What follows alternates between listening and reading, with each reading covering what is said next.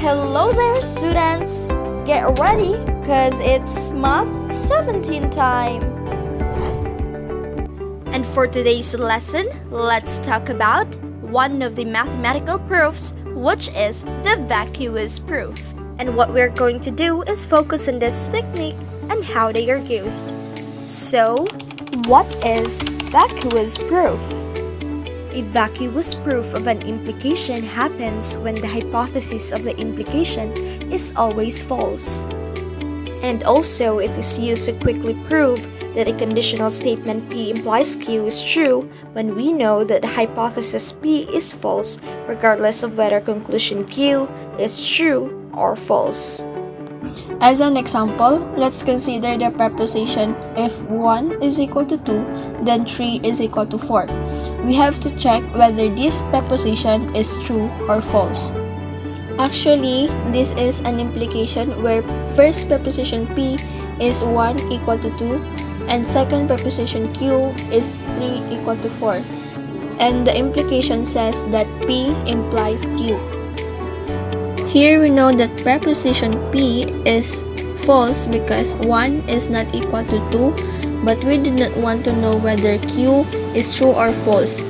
Vacuously, P implies Q is true since P is false. So this is the first proof method, which is known as vacuous proof. Now we have to try another problem to clarify the idea. Determine whether the implication is vacuously true for the given n. First one, if n is greater than or equal to 1, then 2 raised to n is greater than or equal to n, given that n is equal to 0. If we substitute 0 as n, then this proposition will become, if 0 is greater or equal than 1, then 2 raised to 0 is greater or equal than 0. Now, we can note that the hypothesis is 0 greater than or equal to 1 and the conclusion is 2 raised to 0 greater than or equal to 0. Here, the hypothesis H is false. Therefore, we can conclude that the implication H implies C is vacuously true. Next one, if n is greater than or equal to 4, then 2 raised to n is greater than or equal to n squared, where n is equal to 0, 1, 2, or 3. In the first case, we will consider that n is equal to 0.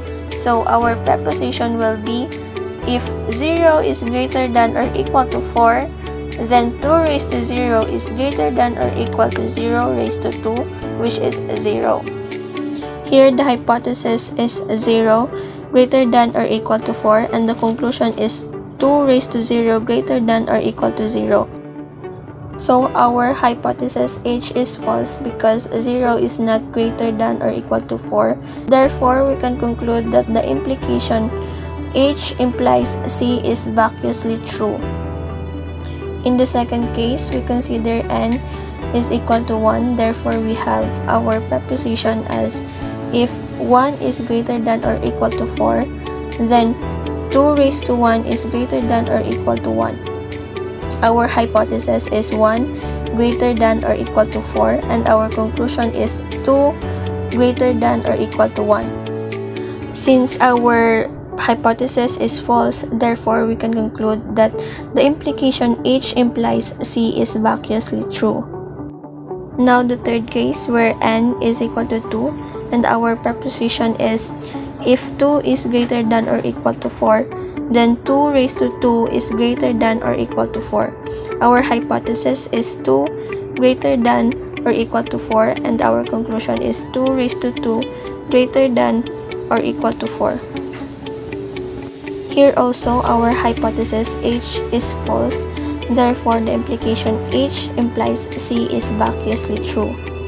And in the last case where n equals 3, then the statement is if 3 is greater than or equal to 4, then 2 raised to 3 is greater than or equal to 3 raised to 2. Again, we have here our hypothesis, which is 3 greater than or equal to 4.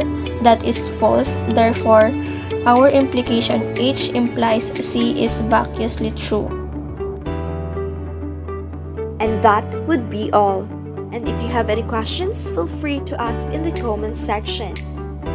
Until next time, class dismissed.